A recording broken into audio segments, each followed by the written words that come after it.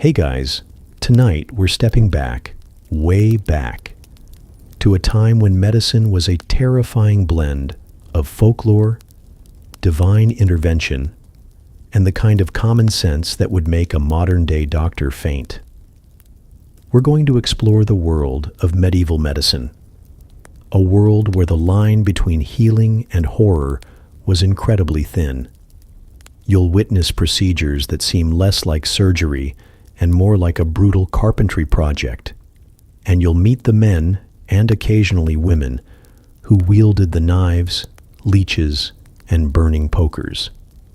In this era, a simple toothache could be a death sentence, and a broken leg was an invitation to a lifetime of limping. It's the kind of trip that makes you truly appreciate modern antibiotics and painkillers. Seriously, you probably wouldn't survive a common cold here. So before you get comfortable, take a moment to like the video and subscribe, but only if you genuinely enjoy what I do here. And as you get settled, let me know in the comments where you're listening from and what time it is for you right now. Now dim the lights, maybe turn on a fan for that soft background hum, and let's ease into tonight's journey together. You're lying in a small, cramped room, the air thick with the smell of damp earth and something acrid, almost like burnt sugar. A single tallow candle flickers, casting long, dancing shadows on the mud-plastered walls. A dull ache thrums behind your eyes, a persistent, throbbing pain that has been with you for days, accompanied by a fever that makes your skin feel both clammy and burning hot at the same time.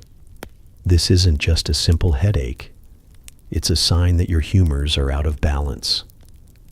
This is the fundamental truth of the medieval medical world, a concept so deeply ingrained it dictates every single action a healer will take. The theory, passed down from the ancient Greeks and refined by Arab scholars, posits that the human body is governed by four main fluids: blood, phlegm, black bile, and yellow bile. Each of these corresponds to an element: air, water, earth, and fire, respectively, and to a specific temperament. Blood is hot and wet, making you sanguine or cheerful. Phlegm is cold and wet, making you phlegmatic or sluggish. Black bile is cold and dry, leading to a melancholic or gloomy disposition. And yellow bile is hot and dry, which makes you choleric or quick-tempered.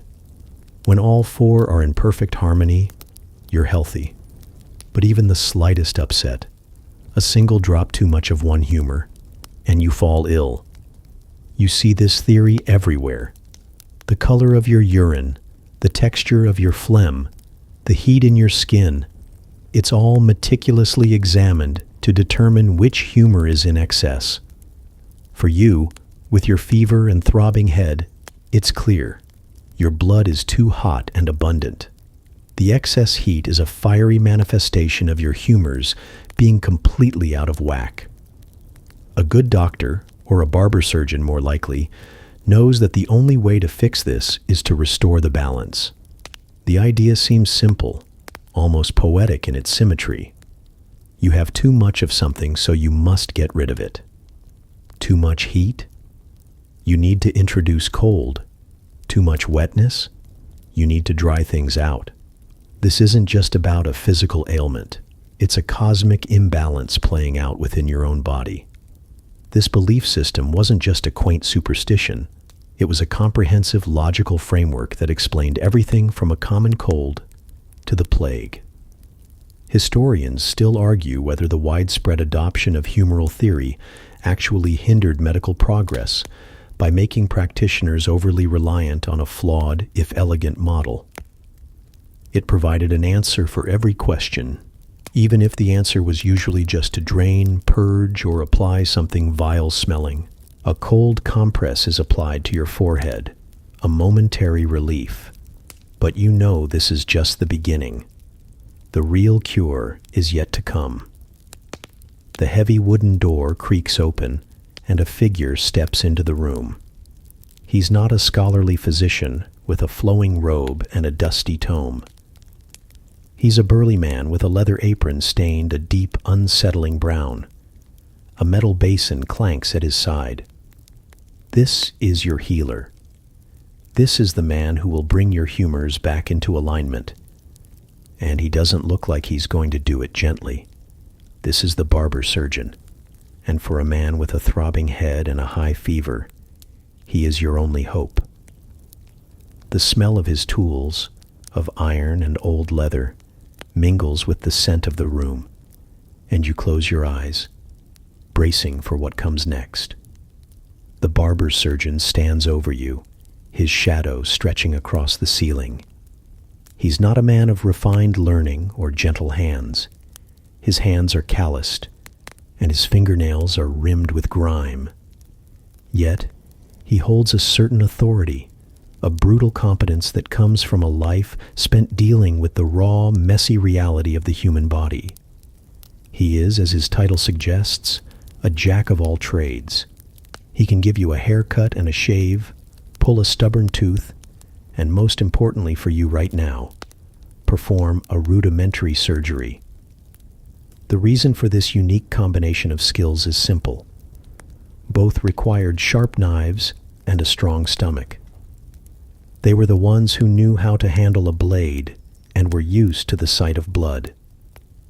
A true physician, the learned scholar you might find at a university, wouldn't deign to touch a patient's body. They dealt in diagnosis and abstract theory, leaving the messy, practical work to men like this. He sets down his basin and reaches into a small leather satchel. He pulls out his tools, laying them out on a rough wooden table. They're a fearsome collection of instruments. You see a pair of iron pliers, their teeth stained and worn. There are some bone saws, with long, serrated blades that look like they belong in a butcher's shop. And then there are the knives, various sizes and shapes, some straight, some curved, all of them looking well used. He also has a small leather pouch filled with leeches and a bundle of dried herbs tied with a coarse string. This is his arsenal, a toolkit for a world without antiseptic or anesthesia. He doesn't bother with small talk or reassurance. His gaze is focused, practical, and a little weary.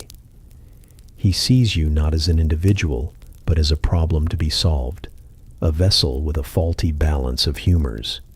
He asks you to open your mouth and without a moment's hesitation, peers in, a grimace on his face. He's not looking for a sore throat or swollen tonsils. He's examining the color of your tongue and the state of your teeth. The state of your teeth, it turns out, is a minor medical marvel. A rotten tooth wasn't just a sign of poor hygiene. It was believed to be a source of ill humors, a tiny festering imbalance that could poison the whole body. He murmurs something about bad humors from the mouth, a phrase that makes you wince internally. He then takes a look at your hands, pressing down on the skin to see how quickly the color returns. He smells your breath, a bizarre diagnostic technique that was surprisingly common, as certain smells were believed to indicate specific ailments. Your foul-smelling breath, he concludes, is a clear sign that your humoral balance is off, most likely with a surfeit of black bile. He makes his final preparations, selecting a specific, long knife and a roll of linen bandages. He doesn't explain what he's about to do, nor would you expect him to. The patient's role is not to question, but to endure. He simply rolls up your sleeve, baring your forearm.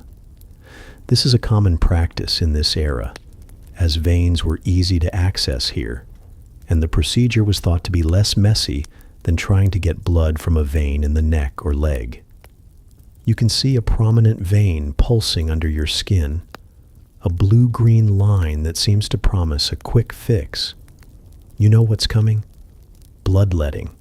the oldest and most widely practiced medical procedure in the medieval world. This wasn't just a surgical technique, it was an act of faith. It was a belief that by draining the body of its most powerful fluid, you could reset its entire system, purging it of the corruption that caused your illness. The logic was simple, almost elegant in its brutality. Too much blood was making you feverish, so you must get rid of some of it. It was a solution for everything from a fever to a fractured skull, from a stomach ache to a persistent melancholy. The practice was so ubiquitous that many people would get bled regularly as a form of preventative care, like a yearly checkup. The belief was so deeply ingrained that even the most learned physicians, the ones who spent their lives studying Galen and Hippocrates, saw bloodletting as the primary and most effective cure for nearly every ailment. Historians still debate whether this practice, while almost always physically weakening, had a genuine psychological benefit, as the very act of a powerful intervention could make a patient feel like they were being actively healed. He takes a deep breath, his hand steady as he positions the blade over your vein. The cool metal tip hovers for a moment, and you close your eyes, preparing for the sharp, searing pain. You know there is no true pain relief, no easy way out. This is simply a thing that must be done. The logic is unassailable in this era, a truth as solid as the earth beneath your feet. If you're sick, you've got too much of something inside you, and that something must be let out.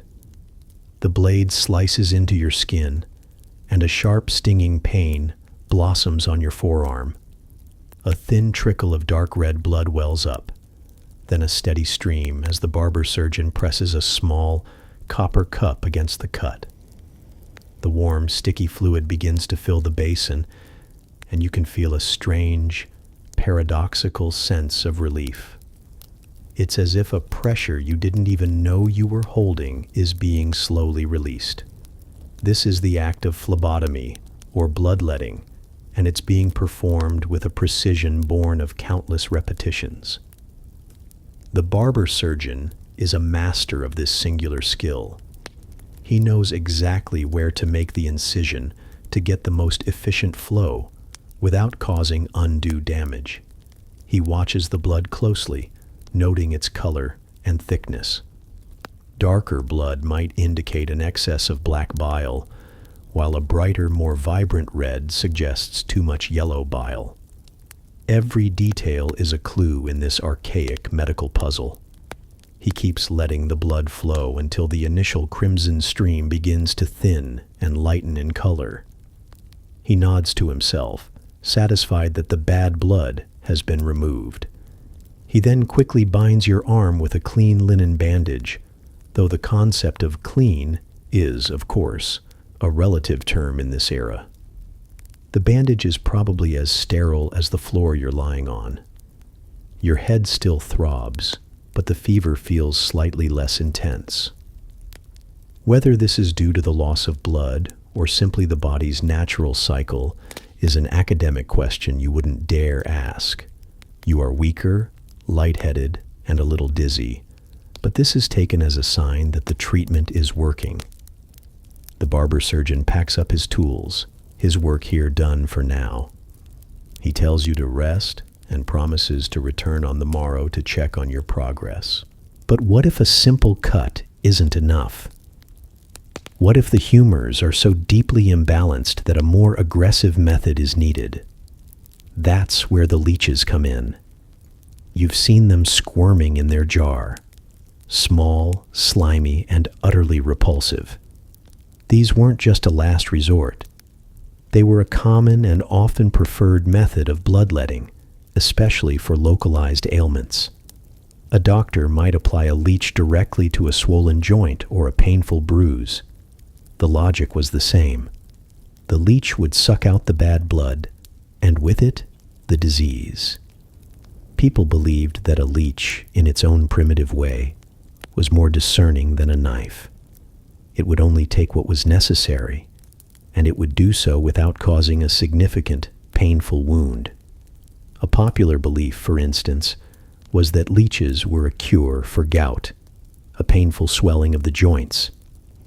They were applied directly to the inflamed big toe, with the hope that they would suck out the offending humor that caused the swelling and pain.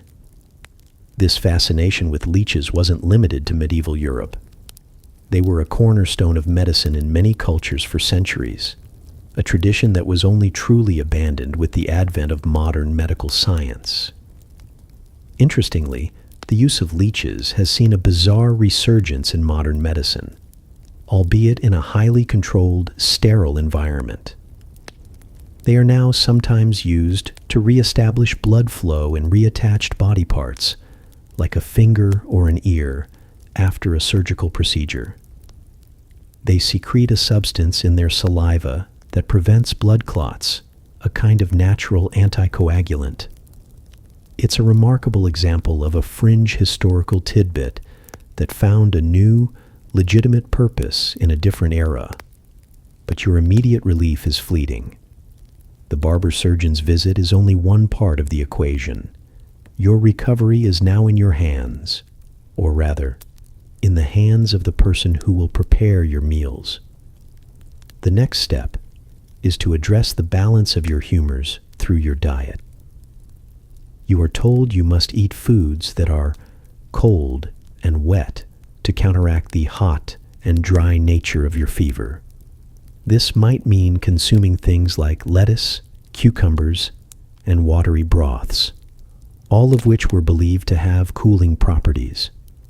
On the other hand, you would be strictly forbidden from eating hot foods like red meat or spices, which would only exacerbate the imbalance. The preparation of your food becomes a medical procedure in itself. The herbs and spices used are not for flavor, but for their perceived medicinal properties. A broth with a dash of vinegar might be considered a remedy for a fever, as vinegar was thought to have a cooling and purifying effect. This isn't just a matter of taste. It's a delicate, ongoing attempt to maintain a precarious balance. The cook, in her own way, is also a healer, following the same principles as the barber surgeon. The patient, you, is a passive recipient of these treatments, your body a canvas upon which the theories of ancient physicians are being painstakingly applied. The logic, again, is simple. You are what you eat, and your food must be used to restore the fundamental harmony of your internal fluids. It's a holistic approach where every aspect of your life, your diet, your environment, even the time of day, is believed to influence your health. And you can't help but wonder if your fever will be gone by morning, or if it's simply the beginning of a long, arduous journey toward some semblance of wellness. Your diet is a strange and bland affair, a regimen of boiled cabbage, thin gruel, and watered-down wine. The food isn't meant to be enjoyed. It's a prescription, and you dutifully consume it, hoping that it will somehow cool the internal fire that's still smoldering within you. But the food is only one part of the complex diagnostic puzzle. The barber surgeon returns, and this time, he's not interested in your veins. He's interested in your urine. He hands you a small clear glass jar, a matula, and you provide a sample. He holds it up to the light, peering at it with a practiced eye. This is a common and incredibly important diagnostic tool, a practice known as uroscopy. The color of your urine, its cloudiness, the presence of any sediment, all of it is meticulously analyzed. A dark, murky sample might indicate an excess of black bile, while a bright yellow one could suggest a surplus of yellow bile. A physician might even look for little clouds or particles floating in the urine, believing them to be a physical manifestation of the disease itself. It was such a widespread and accepted practice that urine charts, often with intricate illustrations of different colors and textures, were a common sight in a physician's office. You can almost see him mentally comparing your sample to one of those charts, trying to pinpoint the exact nature of your humoral imbalance. He then takes your pulse, not just to count the beats, but to feel its character. Is it rapid and thready, or slow and bounding? Each variation was believed to correspond to a specific humor.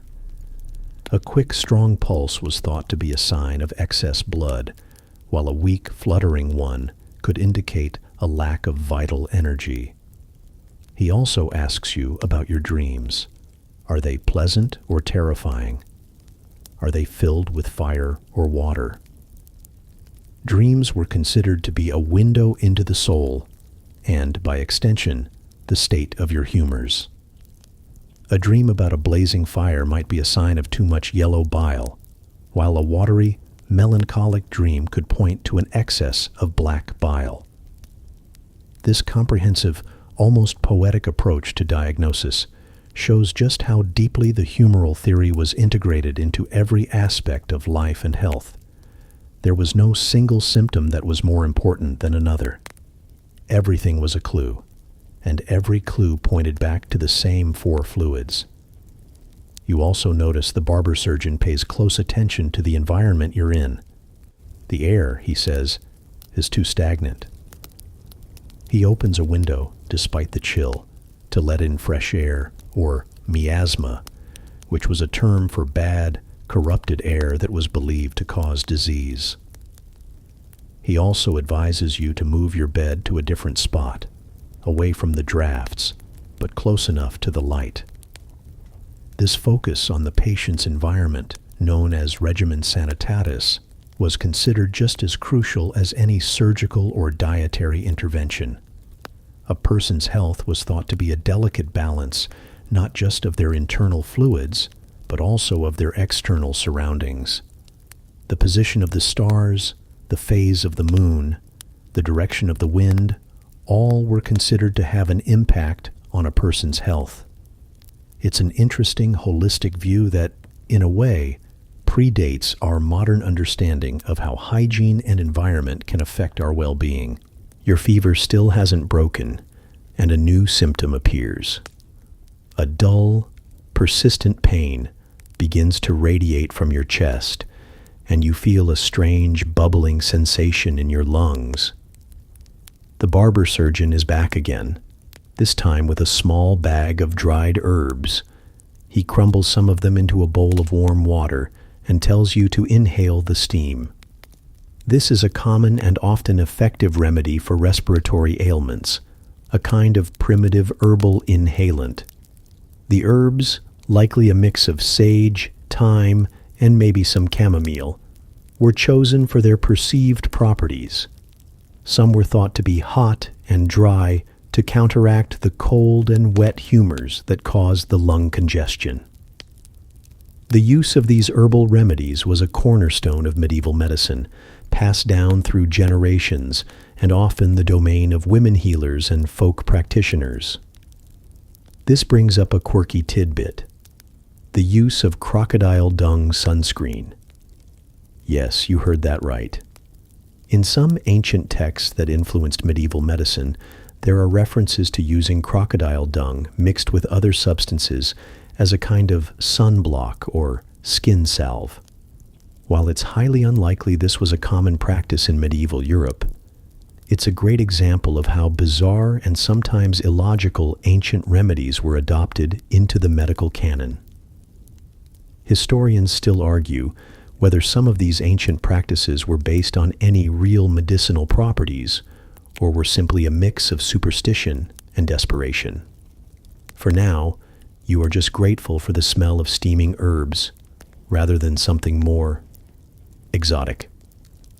The steam feels good, a warm, fragrant mist that seems to loosen the congestion in your chest. The pain still lingers, but for the first time, you feel like you might actually be on the path to recovery. The herbal steam is a temporary comfort, a small respite from the persistent ache in your chest. You're told to continue with the treatment, to inhale the fragrant vapor several times a day.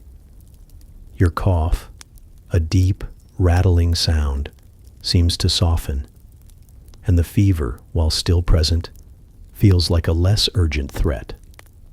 This reliance on herbs and folk remedies isn't just for mild ailments.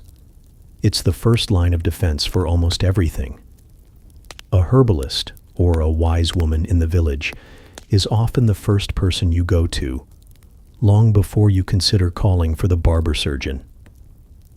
They have a vast, inherited knowledge of the local flora. You see them gathering specific leaves and flowers from the meadows and forests, knowing exactly when to harvest them to maximize their potency. Take, for instance, the use of comfrey. You see it growing wild, its large, hairy leaves a deep green. A healer might take these leaves, crush them into a thick paste, and apply it to a bone fracture or a deep bruise. They would call it knit bone, a testament to the belief that it could literally help bones fuse back together. For a stomach ailment, you might be given a tea made from chamomile or mint, both of which were known for their soothing properties. For a wound, a salve made from marigold or calendula was a common remedy, believed to prevent infection and promote healing. This knowledge was often passed down orally, from mother to daughter, and was a vital part of the medical landscape, even if it was often dismissed by the more scholarly male physicians. But what about more serious injuries? You're walking through the village and you witness an accident. A farmer, his foot tangled in a rope, takes a nasty fall. He's helped up, but his arm hangs at an unnatural angle, the bone clearly shattered. He's in agony, his face pale with pain. This is an injury far beyond the scope of a simple herbal remedy. This requires the barber surgeon, and he arrives with a speed born of experience. He kneels beside the man, his expression grimly professional. He doesn't have an X-ray machine to tell him exactly what's wrong. He relies on his sense of touch, feeling along the length of the broken arm, assessing the break with his bare hands. You can see the farmer wince and cry out, but the barber surgeon is relentless. He needs to know the extent of the damage before he can even begin to set the bone. The most common way to treat a fracture was a brutal process. There's no sophisticated pain management beyond a swig of rough, potent wine and a rag to bite down on. The barber surgeon takes a few assistants, and together they must reduce the fracture, which means pulling and twisting the broken bones back into alignment. You hear a sickening crunch, and the farmer screams. It's a sound that makes your stomach churn. Once the bones are roughly in place, the barber surgeon takes a few thin wooden splints and wraps them tightly around the arm, binding them with leather straps. The arm is then put in a sling. It's a crude, painful, and often ineffective process.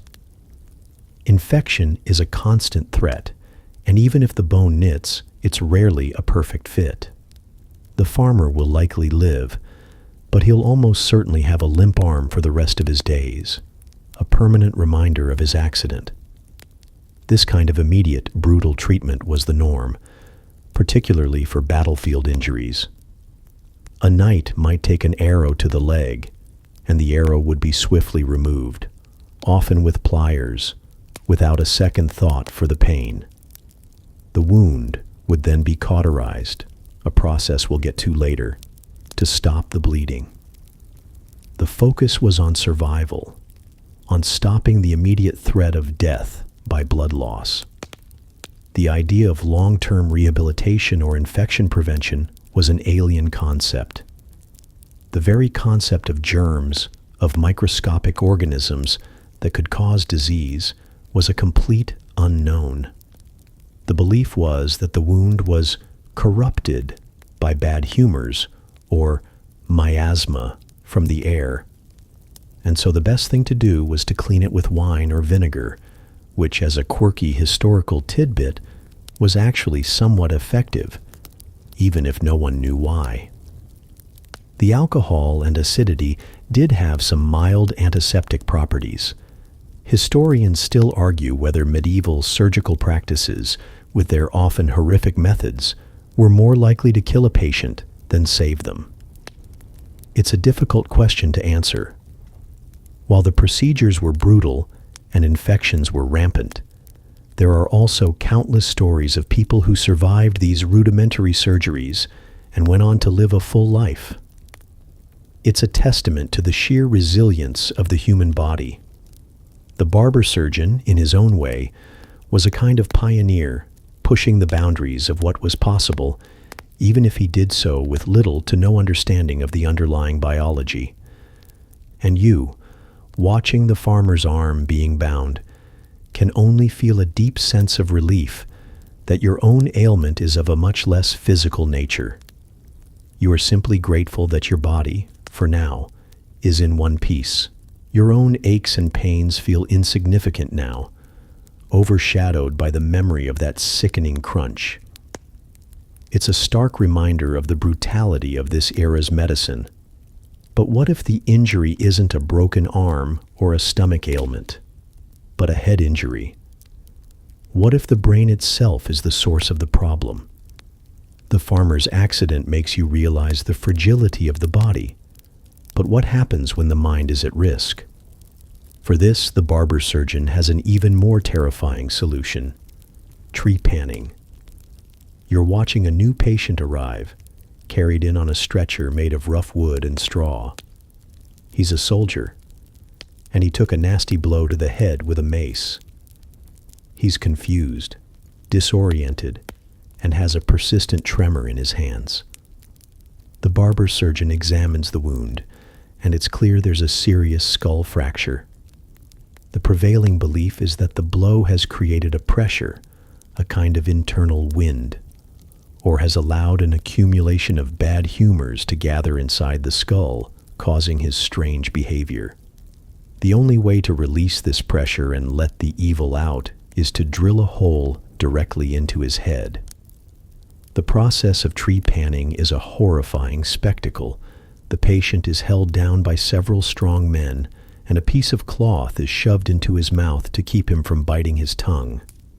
The barber surgeon takes a strange tool, a kind of hand-cranked drill with a saw-like bit at the end, and places it against the patient's scalp. He begins to turn the crank slowly, and a chilling, grinding sound fills the air. You can't imagine the pain, the absolute mind-shattering agony of having a hole drilled into your skull while you are fully conscious. There are no painkillers, no anesthetics, just a swig of wine and a strong constitution. The barber surgeon is careful to not drill too deeply, to not pierce the membrane that covers the brain. He works methodically, stopping every few moments to clear away the bone dust and check his progress. After what feels like an eternity, he pulls the tool away, and a small circular piece of bone comes with it. You can see the grayish membrane pulsating gently beneath the opening, a terrifying glimpse into the inner workings of the human mind. The theory is that the pressure has been released, the evil spirits or bad humors have been set free, and the patient will be cured. This isn't just a surgical procedure, it's a kind of exorcism. It's a belief that the source of the problem is a tangible physical pressure that can be relieved by a simple, brutal act. The hole is then left open, or sometimes a small metal plate is placed over it. The patient is then bound and left to rest. This is not a new practice. Archaeologists have found skulls with trepanned holes that date back to prehistoric times, a quirky historical tidbit that shows just how old and widespread this belief was. The survival rate, as you might imagine, was incredibly low, but some people did survive. The skull could, in some cases, partially regrow the bone over the hole, a testament to the body's remarkable ability to heal.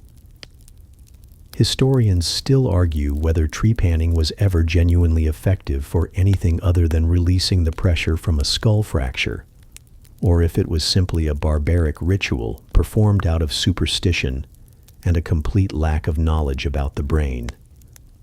The barber surgeon, with his work complete, cleans his tools and moves on. The soldier is left to the care of his companions, his fate now a matter of God's will and the strength of his own body. He is still, in a way, just a patient, but he's also a testament to the raw courage and sheer will of people in this era, a person who endured a procedure that makes the modern mind recoil in horror. The thought of a doctor standing over you, drill in hand, is enough to make you shiver. Your own chest pain has lessened, and the fever has finally broken. The herbal treatments and the bloodletting, it seems, have done their job, at least for now. But you know that this is just a temporary reprieve. A new ailment, a new imbalance of humors is always just around the corner. You look at the farmer with the splinted arm and the soldier with the hole in his head, and you feel a profound sense of gratitude. Your own malady was a minor inconvenience in comparison. And you realize that in this world, health is not a given. It's a constant battle, and the human body is a fortress that is always under siege. And the best you can hope for is to have a competent, if brutal, barber surgeon on your side. The soldier, his head now a testament to the brutal logic of trepanning, is left to his fate. You hope for the best for him, though you know the odds are grim. The sheer lack of pain relief in this era is a constant, terrifying reality.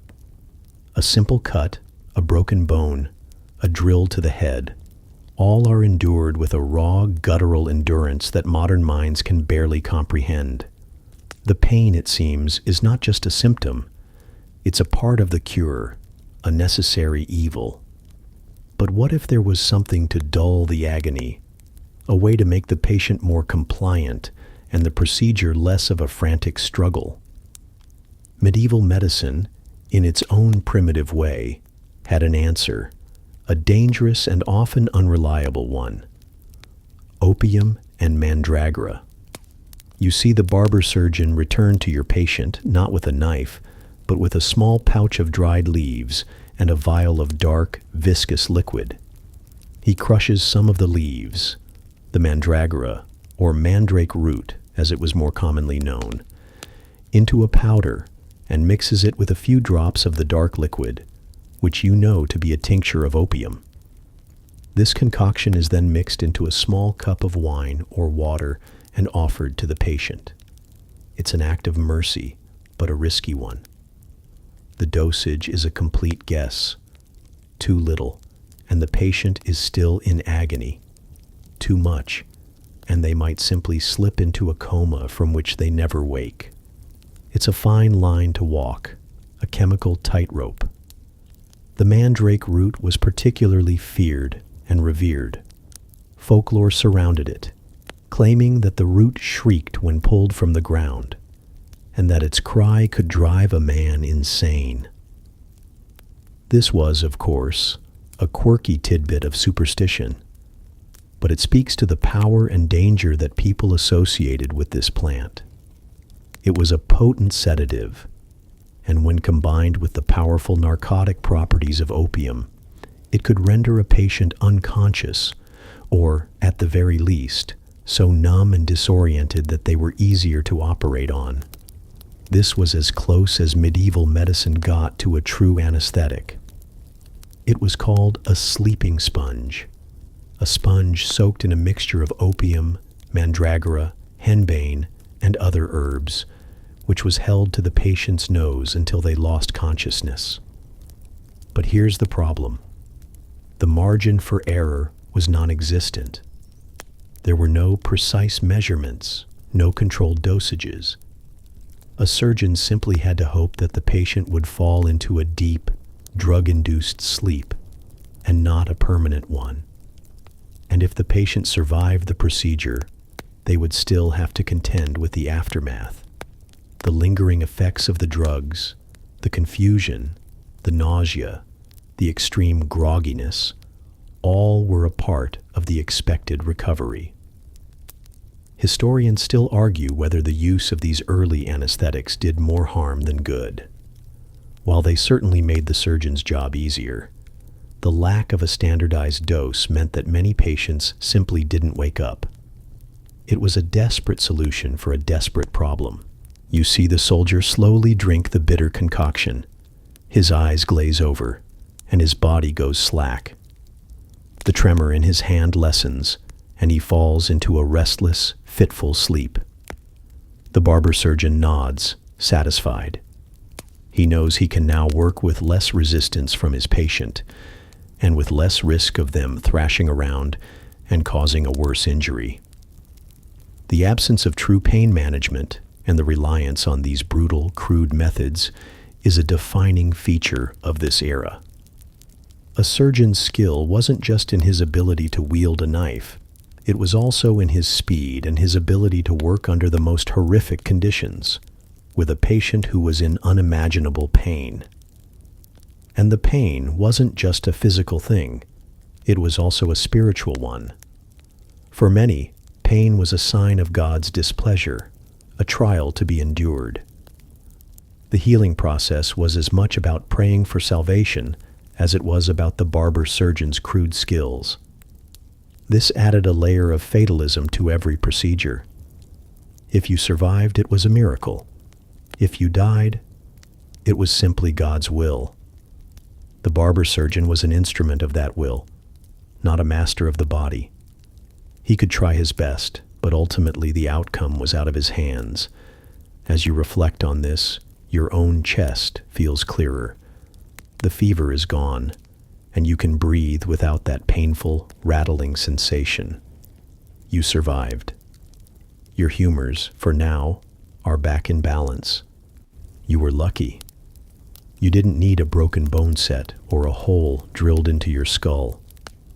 Your ailment was simple enough that a little bloodletting and some herbal steam did the trick. You realize that in this world, health is not a right. It's a gift, a fragile state that can be undone in a single, unfortunate moment. And you now understand that to be a patient in the Middle Ages was not just to be sick, it was to be brave, and to hope that a little bit of luck was on your side. You've survived your fever, and you're now back on your feet, but you're still a witness to the endless parade of human suffering. A new ailment is sweeping through the village, one that leaves people with strange, festering sores and a high fever. This is a common and terrifying reality of medieval life. Simple wounds, a cut from a scythe or a scratch from a briar, can turn deadly in a matter of days. The lack of hygiene, the sheer amount of dirt and waste that collects in the narrow, unpaved streets makes every small injury a potential death sentence. The barber surgeon is now in high demand, not for bloodletting, but for a new and even more terrifying form of treatment, the treatment of infected wounds. You see a patient with a deep gash on his leg. It's a few days old, and the skin around the cut is swollen, red, and hot to the touch. A thick, yellowish fluid is seeping from the wound. This fluid, to the modern mind, is a clear sign of a nasty infection. But to a medieval barber surgeon, this pus, this foul-smelling liquid, was a sign that the body was doing its job. They called it laudable pus, a kind of good pus that was believed to be the body's way of expelling the disease-causing humors. It was seen as a sign of a healthy, vigorous fight against the ailment. A wound that didn't produce pus was a cause for concern, as it was thought to be a sign that the body wasn't fighting back. This belief, of course, was a complete misconception, one that led to countless deaths. The barber surgeon's treatment of the wound is not what you would expect. He doesn't try to clean it. he deliberately tries to encourage the formation of more pus. He might apply a poultice made of old bread, manure, or even spider webs, all of which were believed to have beneficial properties. He might even pack the wound with linen and leave it for a few days, allowing the pus to accumulate. The wound is not washed with clean water, which would have been a rare commodity anyway, but with wine or a mixture of vinegar and water, a practice that, as we've learned, was a little more effective than they knew. But then a new, far more insidious threat appears. The village is hit with the Black Death. This is a disease of unimaginable scale and horror. People who are perfectly healthy one day are dead the next. The symptoms are unmistakable: a high fever, black splotches on the skin, and painful, swollen lymph nodes in the groin, armpits, and neck, which they called buboes. There is no known cure, and the doctors are as helpless as anyone else. Their theories about humors and miasma are useless against this relentless, invisible enemy. They try bloodletting, but the patients only get weaker. They try herbal remedies, but the herbs do nothing. They try to drain the buboes, a painful and often fatal procedure. Nothing works. The only real cure, they believe, is to flee the city or village, to escape the corrupted air that is spreading the plague. A popular and quirky historical tidbit is the belief that wearing a mask with a long beak-like nose, often filled with fragrant herbs like lavender and cloves, would protect the wearer from the bad air or miasma. These plague doctors, with their grotesque masks and long leather coats, are a common sight, but they are more symbols of terror than of hope. The herbs, of course, did nothing to stop the plague, but they did make the gruesome work of a plague doctor a little more bearable by masking the smell of death and decay. The sheer scale of the death is incomprehensible. Entire families are wiped out in a matter of days. The streets are filled with the moans of the dying and the somber clanging of a bell that announces another funeral. The belief in laudable pus and the effectiveness of bloodletting now seems like a cruel joke in the face of this unstoppable force. This is the ultimate challenge to the humoral theory. How can a single invisible force cause such a massive, widespread imbalance? Historians still argue whether the Black Death, in its brutal sweep across Europe, was the event that finally began to chip away at the unquestioning faith in the ancient theories of Galen and Hippocrates. It was an event so devastating and so inexplicable within the existing medical framework that it forced some, a very small number, to begin looking for new answers. It was a catalyst for a slow, dawning realization that there was a fundamental flaw in their understanding of disease. You, a survivor of a simple fever, now watch in horror as your neighbors fall. The barber surgeon is powerless, and his tools, which once seemed so definitive, now seem useless. The world of medicine has been turned upside down. The body, it seems, is not a simple container of fluids. It is a complex, fragile machine that is susceptible to forces they can't see, can't understand, and can't stop. And for the first time, you feel a kind of cold dread, a feeling that your own survival was not due to the barber surgeon's skill, but to a random, unexplainable stroke of luck. The plague is a reckoning, a brutal demonstration of the limits of medieval knowledge.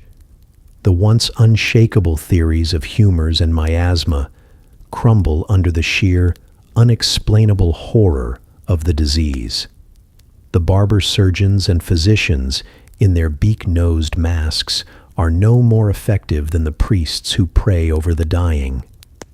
But in the midst of this chaos and helplessness, a new, albeit slow, change begins to take root. A few brave scholars and surgeons, faced with the undeniable reality of death on an unprecedented scale, begin to question the old ways. They start to realize that to truly understand disease, they must first understand the body itself. This leads to the rise of human dissection. In the past, the study of anatomy was a limited and often forbidden practice. The Catholic Church, with its deep reverence for the human body, was wary of anything that desecrated it, and so dissections were either illegal or incredibly rare. The knowledge of the human body was therefore almost entirely based on ancient texts and, in a quirky historical tidbit, the dissection of animals, particularly pigs, which were thought to have similar anatomies to humans.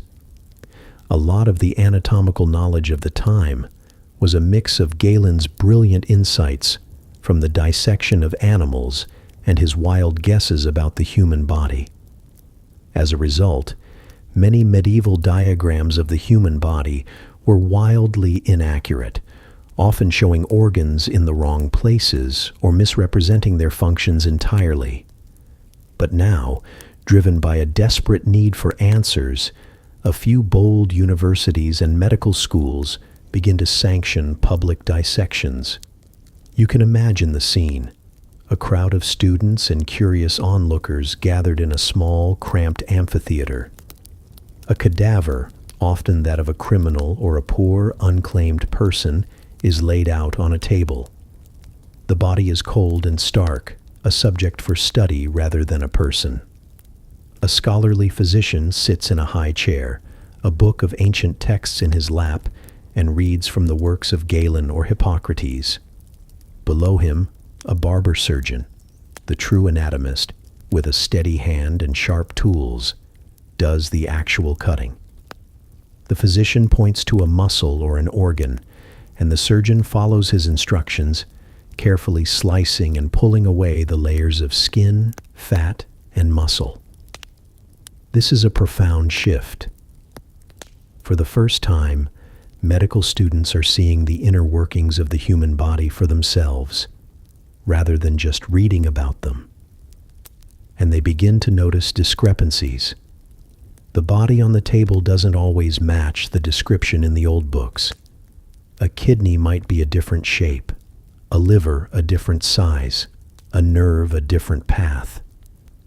These little inconsistencies, while seemingly minor, begin to add up. They start to chip away at the long-held belief that the old texts were infallible, that they contained all the knowledge a person could ever need. This is a slow, difficult process. The body on the table is a grim reality, a reminder of the fragility of life. The stench of decay is overwhelming, and the students often have to work quickly, especially in the warmer months before the body deteriorates too much. There are no preservatives, no refrigeration, just the fleeting window of a few days to learn what they can. Historians still argue whether these early dissections were truly a turning point or just a symbolic gesture. While they certainly increased the knowledge of human anatomy, the old theories about humors were so deeply ingrained that it would take centuries for the new anatomical knowledge to completely supplant them. The act of dissection, though, was a powerful statement. It was a declaration that the body was not just a container for humors. It was a complex, physical entity that could be studied, understood, and eventually healed. It was the first step on a long, winding path towards a more scientific approach to medicine. And you, a casual observer, can't help but feel a sense of hope, a faint glimmer of a new era. The plague, in its brutal simplicity, taught them that they didn't know everything. And for a mind that is constantly questioning, that is the most important lesson of all. The nascent understanding of human anatomy, though a slow burn, begins to bear fruit, albeit in the most unassuming of ways. The focus of the barber surgeon's practice now shifts slightly from broad theories of humoral imbalance to specific localized problems. You're no longer just a body with bad humors. You are a person with a specific ailment, and the barber surgeon, with his new, albeit limited, anatomical knowledge, can begin to treat those ailments with a little more precision. You see a woman in the town square, her eyes clouded with a white, milky film. She is nearly blind, and she is a victim of a condition that, in this era, is not a death sentence, but a disability. She has a cataract. To a modern mind, this is a simple, if delicate, procedure. But to the medieval mind, it was a mystery. They knew that something was wrong with the eye, but they didn't know how to fix it. A few barber surgeons, however, had learned a crude, but often effective, technique. The patient is made to lie still, and the barber surgeon takes a long, thin, sharp needle. He doesn't operate on the surface of the eye, but instead inserts the needle into the side of the eyeball, piercing the outer membrane. He then uses the tip of the needle to push the clouded lens, the cataract, down and out of the line of sight. This is called couching, a frighteningly simple and often successful procedure.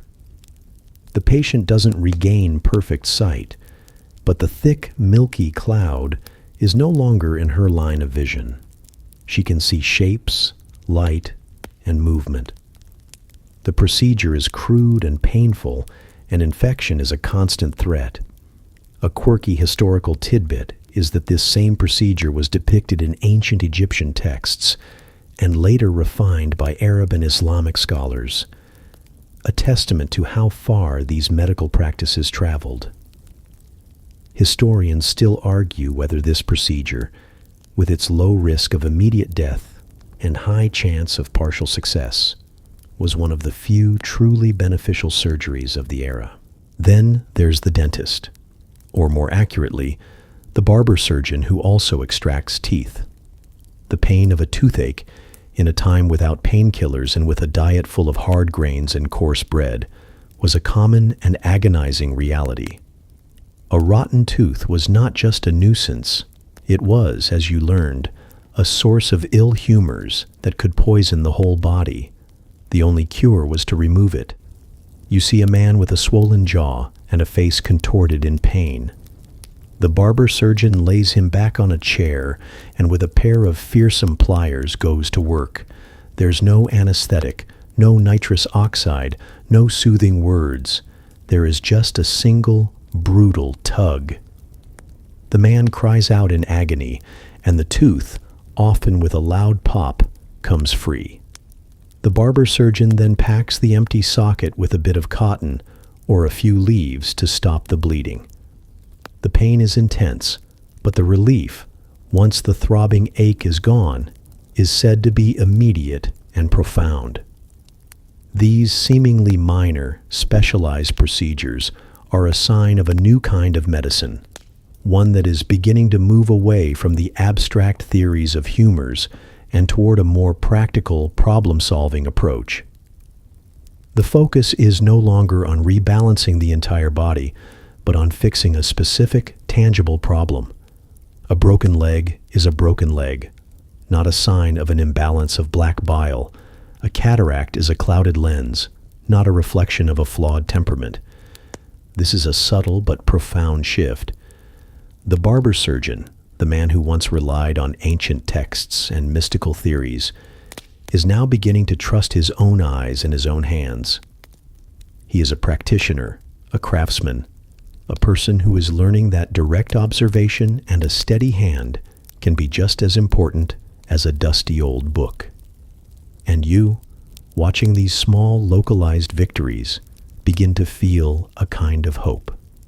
The plague was a brutal lesson, a moment of profound despair, but it also forced a kind of intellectual reckoning. It forced people to abandon the comfort of old beliefs and begin to look at the world and at the human body with a fresh set of eyes. The world of medicine is still a terrifying place, a land of quackery, folklore, and brutal procedures. But in the small, cramped rooms where a barber surgeon extracts a tooth or pushes away a clouded lens, a new, more scientific approach is beginning to take hold. It's a journey that will take centuries, but it has to start somewhere. And you, a temporary resident of this strange and brutal era, are lucky enough to witness its first halting steps. The world of medieval medicine, for all its brutal and unscientific practices, was not a place of complete intellectual isolation. On the contrary, it was a world of knowledge exchange, albeit a slow and often difficult one. The knowledge of ancient Greece and Rome, though lost to much of Europe after the fall of the Roman Empire, was preserved and, more importantly, expanded upon by scholars in the Islamic Golden Age.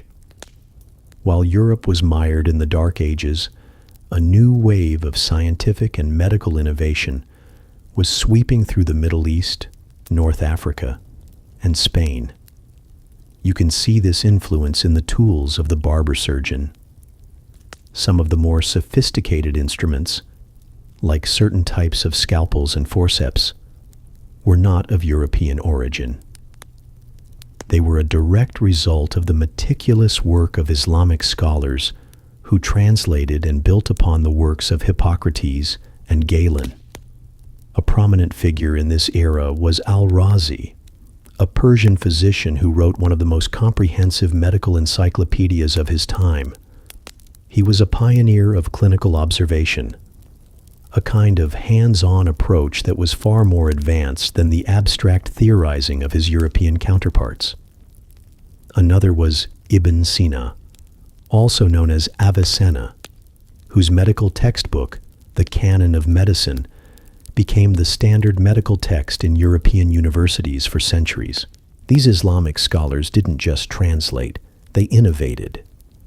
They were the first to differentiate between measles and smallpox, to create a kind of rudimentary hospital system, and to pioneer the use of more complex surgical procedures.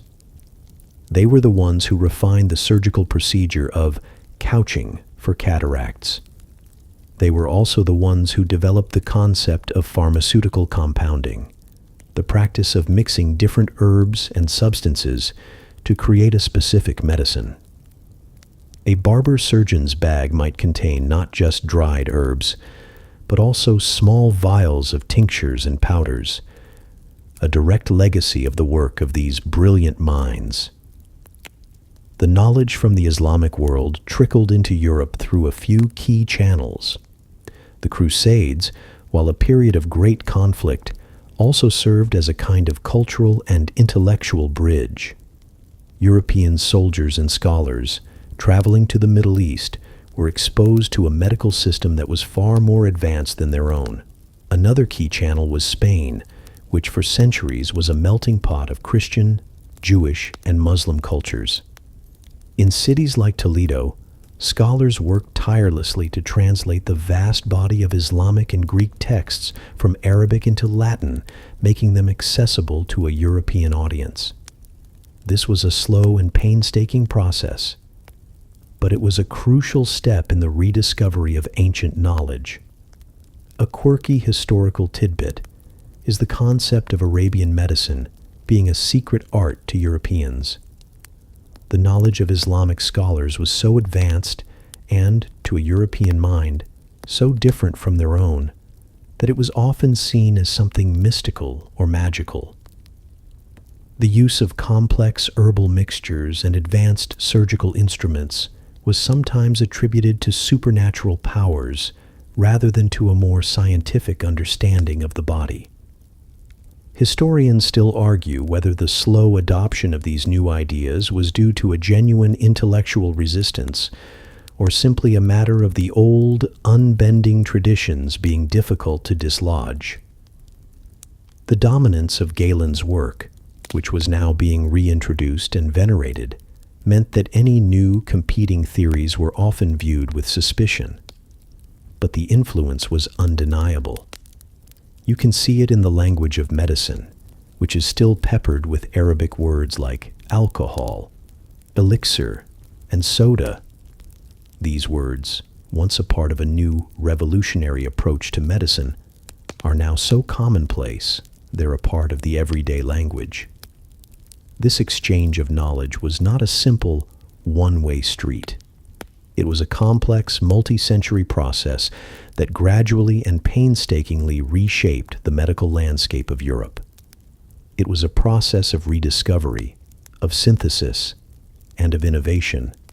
And you, a patient in this brutal and often bewildering world, can only be grateful for the intellectual courage of those scholars who, centuries ago, dared to look beyond their own borders for a better way to heal. Their work, though a distant whisper, is a small but vital part of the barber surgeon's crude toolkit, a flicker of light in a very dark world. The influence of Islamic scholarship brought a new level of sophistication to European medicine, but it was still a medicine of brutal, painful necessity. The tools may have been better, the understanding of anatomy a little clearer, but the fundamental problem remained: how to stop the bleeding and prevent infection. For a surgeon, whether on a battlefield or in a village, a deep wound was a race against time, a desperate attempt to staunch the flow of blood before the patient simply bled out. And for this, the medieval barber surgeon had one of the most effective and horrifying tools at his disposal: cauterization. You are watching a man who has taken a nasty cut to the arm from a scythe. The wound is deep and wide, and the blood is pulsing from it in a steady, rhythmic stream. The barber surgeon knows he can't simply bind it with a bandage. The blood flow is too great. He gestures to his assistant, who is holding a long iron rod with a small, flat tip. The rod is placed into a small charcoal fire and is heated until it glows a bright, angry orange. The air in the room is thick with the smell of smoke and fear. The patient, who is fully conscious, is held down by several strong men. He knows what is coming, and he is a picture of abject terror.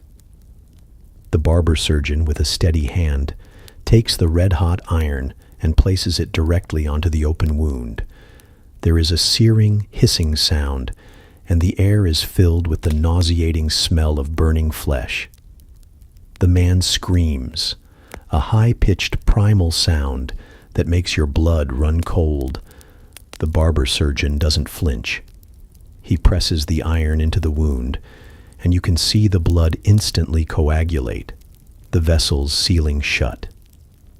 He holds it there for a moment, then pulls it away, and a black, charred patch is all that remains. The bleeding has stopped.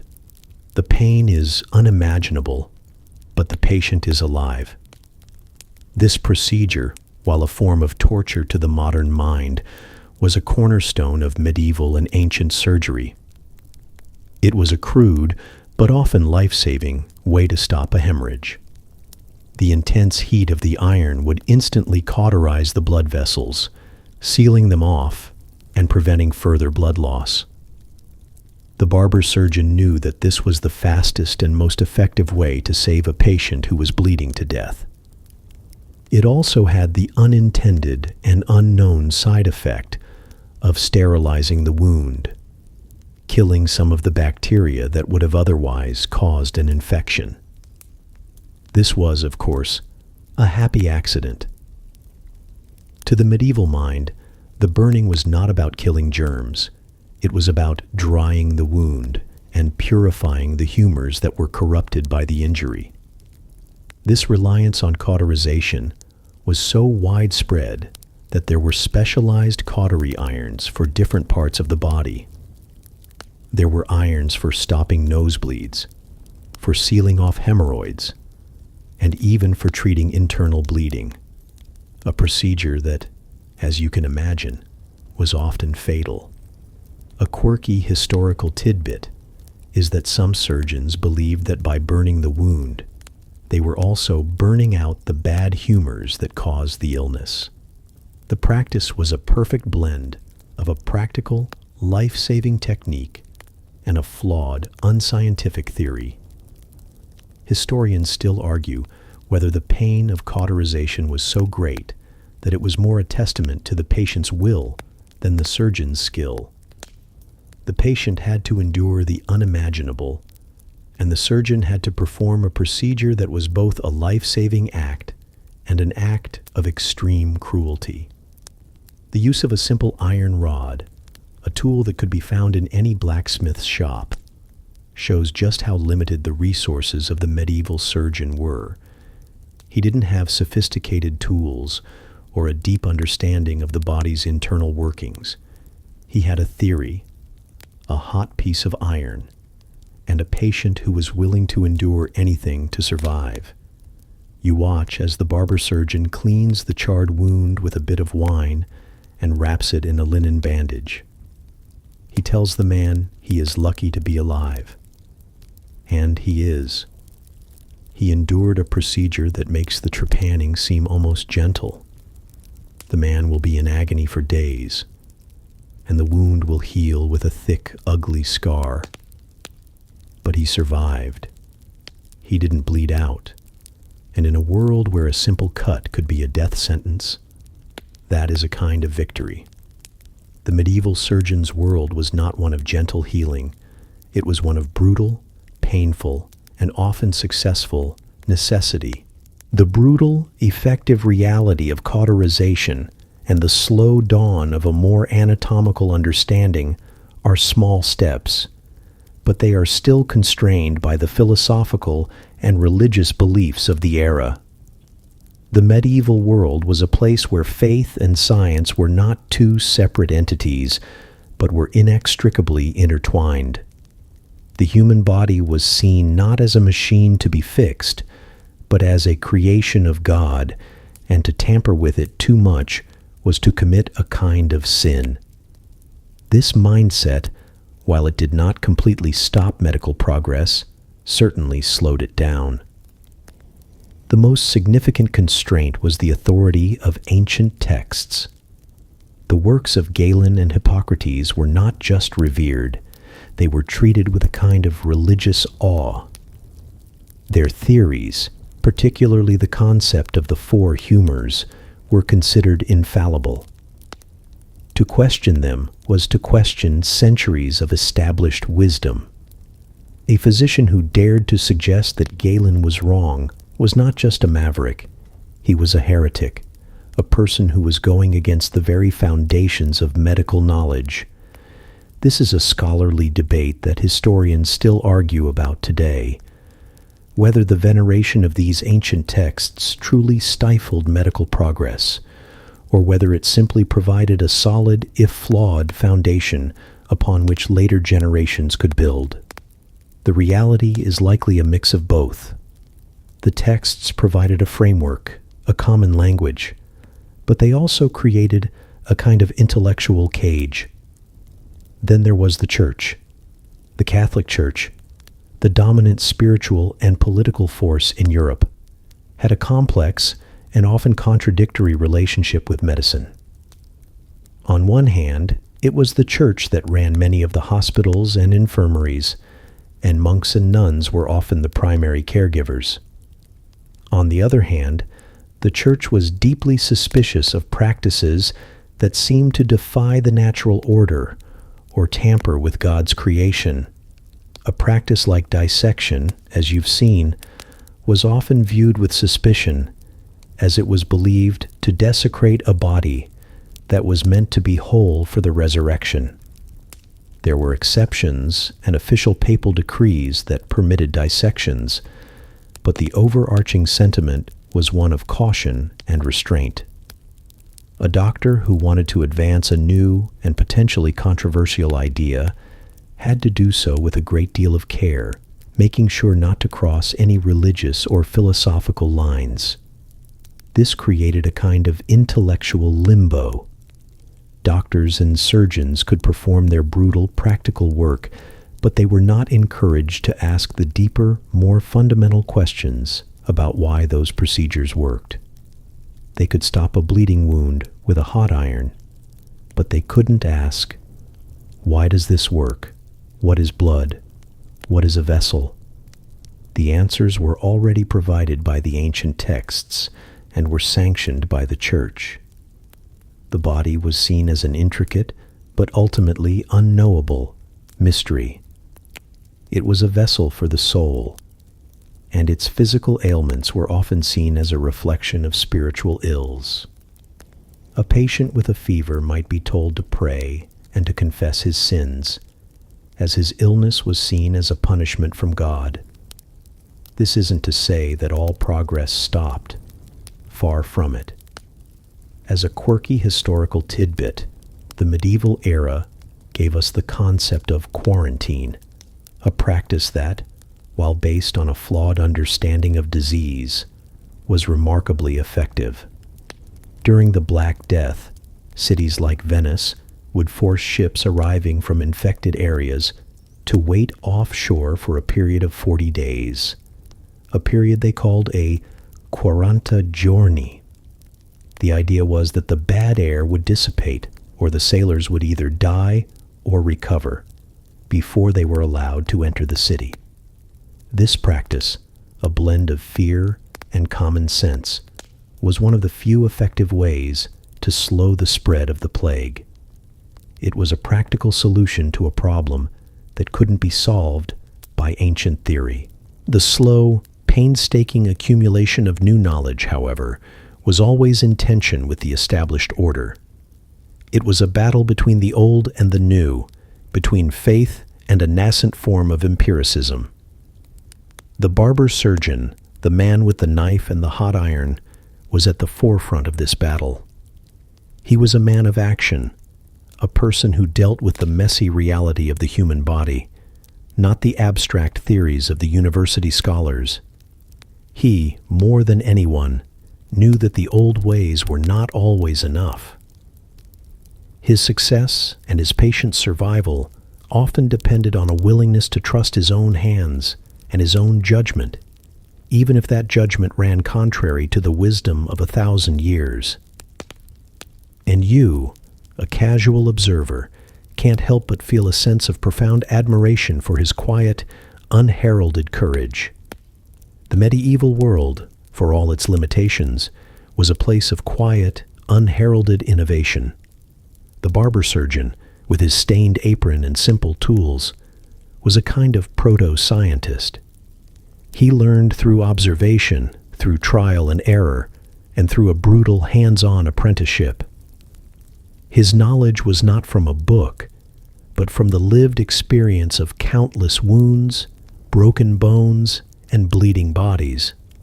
He was a practitioner, and his work, though often crude, was the very beginning of a long journey toward a more scientific medicine. The transition from a mystical, humoral-based medicine to a more anatomical and germ-based one was not a sudden revolution. It was a slow, painful, and often bloody process. The barber surgeon, the man who knew how to wield a knife and a hot iron, was at the forefront of this change.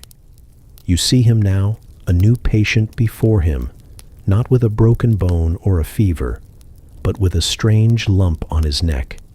It is a tumor, and for the first time, the barber surgeon doesn't simply resort to bloodletting or a simple poultice. He knows from his own experience with dissections and from the knowledge passed down from the Islamic world that this is a physical problem, not a humoral one. He takes a knife, one that is sharper and more refined than the ones you saw him use before, and he begins to cut. He is careful, methodical, and precise. He is not just removing a lump, he is excising a specific physical ailment. The patient is held down, and the pain is still immense. But the barber surgeon is now a true surgeon, a craftsman who is using his hands and his knowledge to fix a tangible problem. The tumor is cut away, the bleeding is stopped, and the wound is stitched closed with a piece of silk thread. The patient will likely recover, but the procedure is a monumental one. It is a moment where a man with a knife is no longer just a butcher. He is a healer. This is a profound shift. The focus of medicine is moving from the abstract to the concrete, from the spiritual to the physical. The human body is no longer a simple vessel for humors.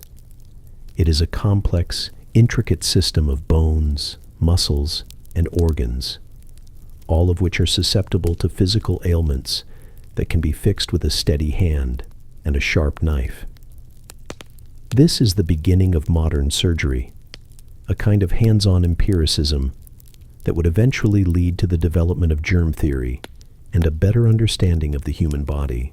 A quirky historical tidbit is that medieval surgeons, in their attempts to stop blood flow, also developed the use of ligatures, or threads, to tie off blood vessels. The practice, while a minor innovation, was a crucial step away from the brutal necessity of cauterization.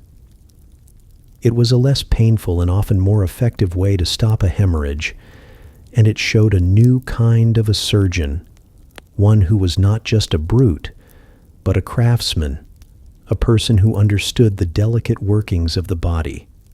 Historians still argue about who invented the first ligature, but the practice, regardless of its origin, was a crucial step in the evolution of surgery. The end of the medieval era is a slow, dawning realization.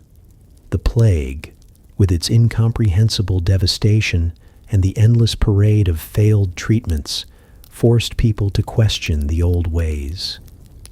The intellectual curiosity that had been dormant for centuries was reawakened.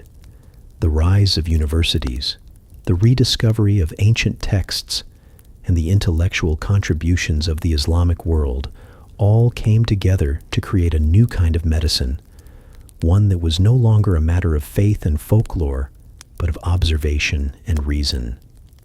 And you, a silent witness to this long and brutal journey, are a part of that change. You've seen the brutality of trepanning, the terrifying logic of bloodletting, and the simple effectiveness of a hot iron. You've seen the power of superstition and the dawning of reason. You've seen the human body as a battlefield, and you've seen it as a machine.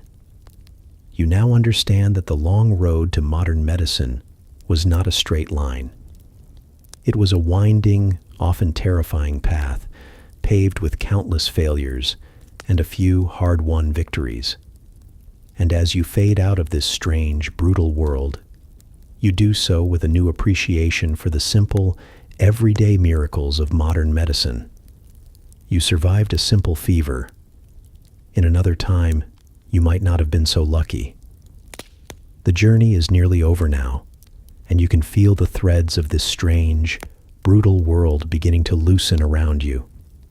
The cacophony of the marketplace, the distant clanging of the blacksmith's hammer, the smell of damp earth and wood smoke, all of it begins to fade, becoming less a lived experience and more a soft, distant memory.